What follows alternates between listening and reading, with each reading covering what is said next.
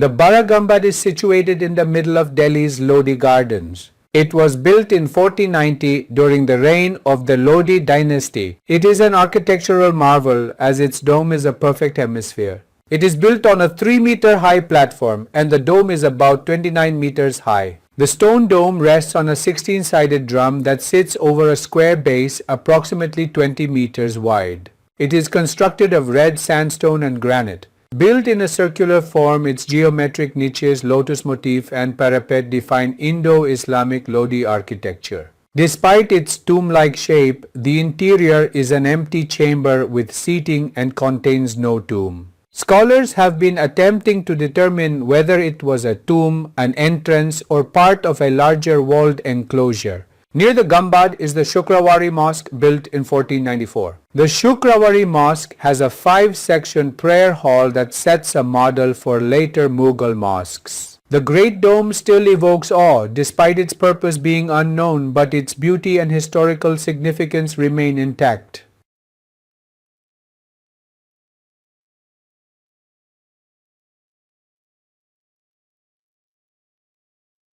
बड़ा गुंबद दिल्ली के लोधी गार्डन के मध्य में स्थित है। इसका निर्माण लोधी वंश के शासनकाल में 1490 में हुआ था।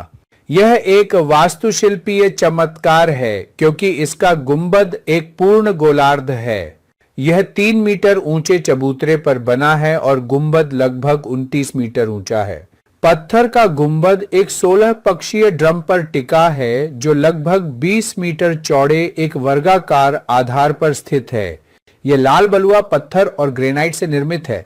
गोलाकार आकार में निर्मित इसके ज्यामितीय आले, कमल की आकृति और मुंडेर भारतीय इस्लामी लोधी वास्तुकला को परिभाषित करते हैं।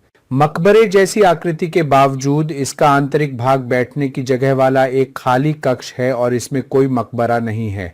विद्वान यह पता लगाने का प्रयास कर रहे हैं कि यह एक मकबरा था, एक प्रवेश द्वार था या किसी बड़े दीवार वाले घेरे का हिस्सा था। गुंबद के पास 1474 में निर्मित शुक्रवारी मस्जिद है।